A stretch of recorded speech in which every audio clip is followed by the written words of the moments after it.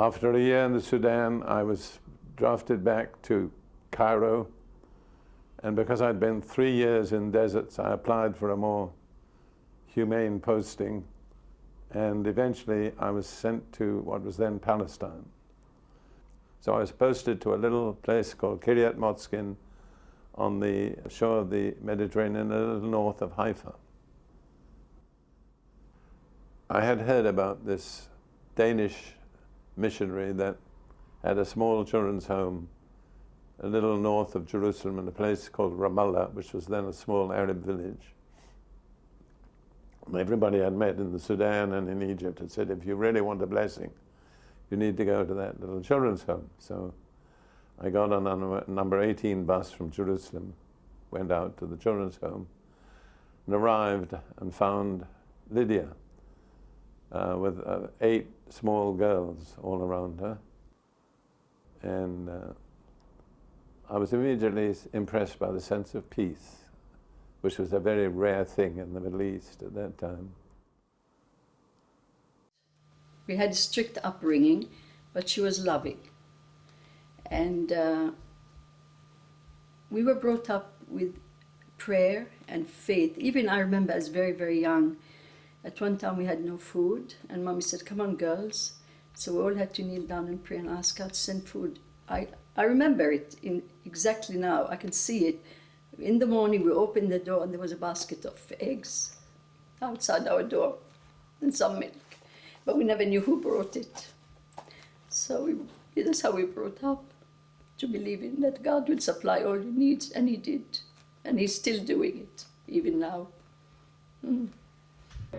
Mother had quite a ministry amongst soldiers, because there was a missionary. She was Salvation Army missionary in Egypt, and whenever they had leave, the soldiers that were in Egypt, she would say to them, you've got to go and see Miss Christensen. She has a lovely home with children, and she would be able to minister to you. And quite a lot of them came, and Derek was one of them. And she made me very welcome, and we prayed together, and she gave me tea and so on. So when I got back to Kiryat Motzkin, I thought, that poor Danish lady, she's got all those children and nobody but an Arab maid to help her and very little money. So I said, I'll pray for her. And I was praying, and the Lord spoke to me, as He did quite frequently at that time. I would get an utterance in an unknown tongue, and then I would get the interpretation. And this time the message I got was, I have joined you together under the same yoke and in the same harness. And I thought, that's remarkable. Does that mean we're going to work together? So then I applied for a posting, because I didn't get on well with my commanding officer. And he was glad to get rid of me and recommended the posting. So I ended up, a little while later, in number 16 British General Hospital on the Mount of Olives. And there is where I ended my military career. Being now within easy reach of Ramallah, I began to take fairly regular trips out to the children's home. And one day I spoke to Lydia and I said, on the basis of what the Lord had said to me, I said, I believe God would have us to work together. And her reply was characteristic. She said, well, He'll have to work on both ends of the chain.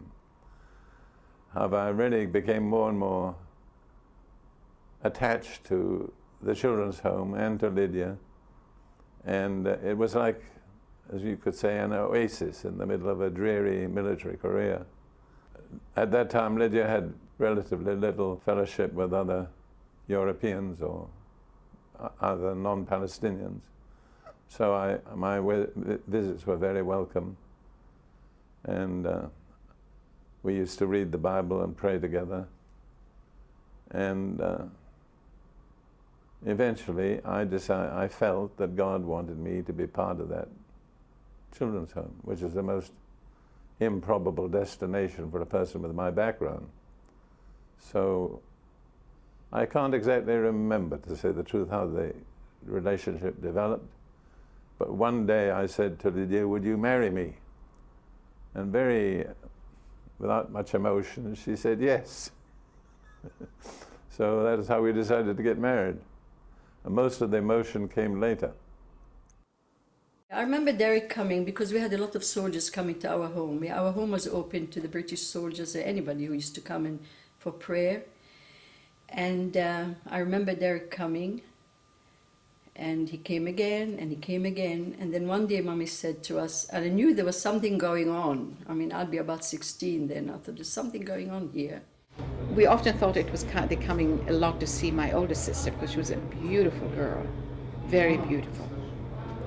And the shock of our lives is when we realized he was really coming to see Mother. And one day Mommy said to us, come on girls, I'm going to tell you something. I said, what? Well, she said, there's this young man, and I said, yes, Derek, you know Derek, and he's asked me to marry him. And I said, Mommy, you can't.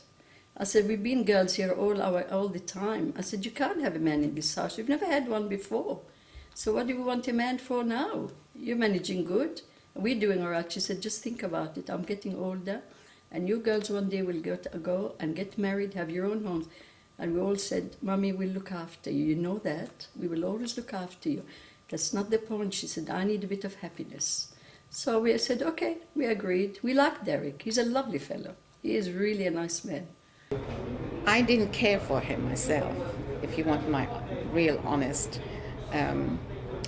After all, he came and he took Mother away from us, from me. I'm talking about myself now. I was very, very close to Mother. So when Derek came, it sort of kind of pushed me to one side a little bit. And when you're 13, it's not a very nice feeling. It was very hard for him. You think about it. I mean, all women, no men in the house, 8 girls, and our mother. So I think he took on a very big, heavy job to have all those girls to look after them and be our father. I don't think it was easy for him neither. It must have. So we all adjusted very well. He was there for us if we needed him. We could go to him. And he was always obliging and helping us, whatever we asked. He opened up an awful lot more to us, especially in my reading. It was wonderful. I just soaked it up. You know, he's terrific on memorizing Bible verses, and we memorized something nearly every day. So we learned so much more. He opened up a completely different chapter in our lives. I'm glad he came to our home. I really am. It's lovely. So he made a difference, really. So we had a mom and a dad then. Not just mommy, we had a daddy too. So it was good. But on the wedding day, I remember I just sat in the church crying. I thought, my gosh, what's going to happen now? And I even told Mommy, you know what's going to happen. I mean, at one time we were all girls. You could just run out to the bathroom or whatever. You didn't have to worry about anybody being there. Now we had to dress decent and walk out of our rooms. We couldn't just walk out. And she said, that's right.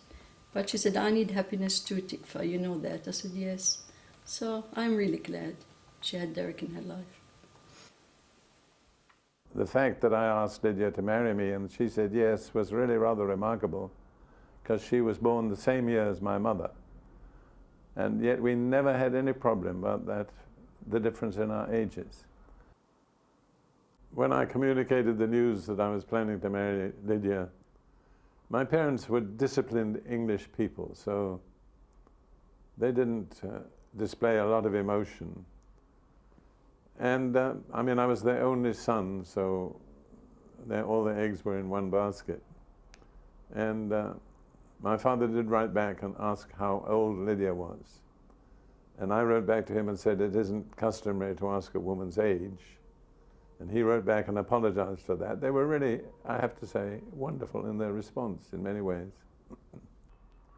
Well, then I had to get out of the army in Palestine, which was not normal.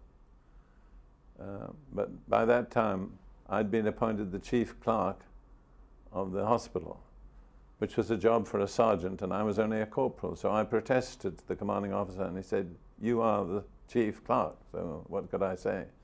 But it worked out very well, because when I had to deal with all the official documents to get my release, I was in charge of all my own papers. So, and after a certain amount of time,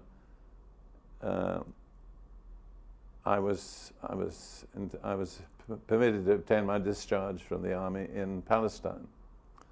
Well, about the time I was discharged, just a bit before I actually came out of the army, on the 16th of February 1946, we got married with a religious ceremony. And it was one of those unusual days in Palestine when it snowed.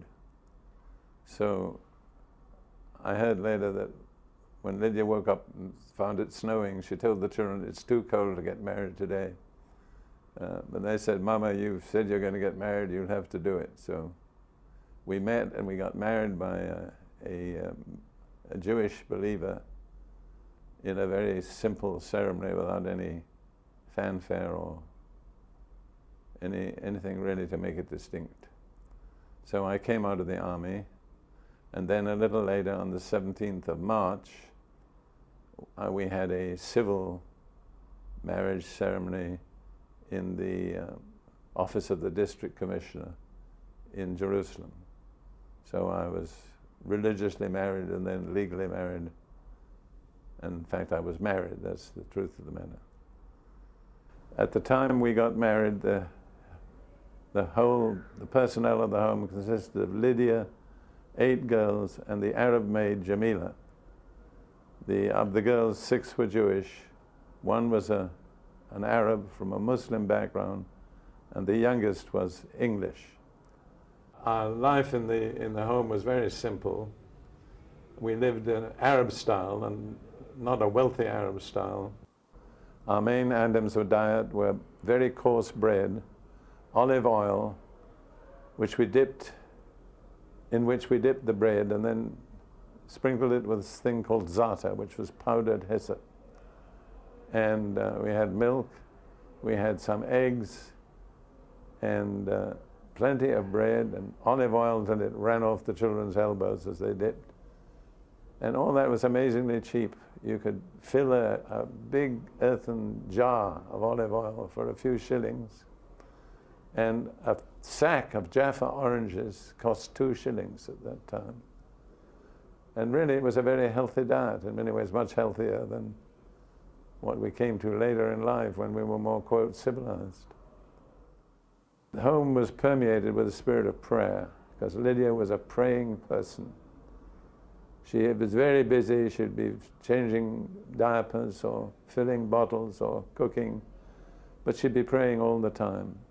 And really the children grow up, for them prayer was something absolutely natural, as natural as breathing. And when soldiers came to the home, which they frequently did, Lydia would get the children down on their knees praying while she ministered to the soldiers.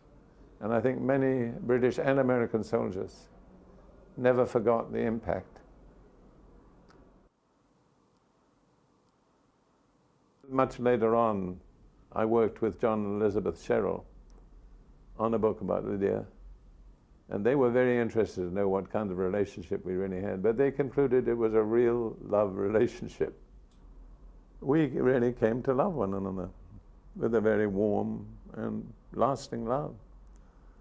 And she was such an unusual person, you can't judge her by normal standards, really.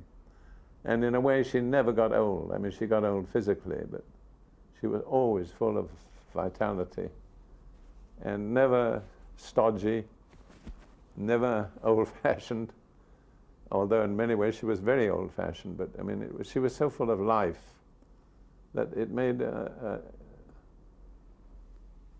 it easy. I mean, you know, God does extraordinary things if you're prepared to let him do them. I think one advantage I had was I was pretty prepared to let God do some extraordinary things, which otherwise he wouldn't have done. Obviously, he wouldn't have forced it on me. And I understood that, only I understood this after we were married. It said the yoke, same yoke and the same harness. The yoke was marriage, the harness was serving the Lord together. And after all, for 30 years we served the Lord together.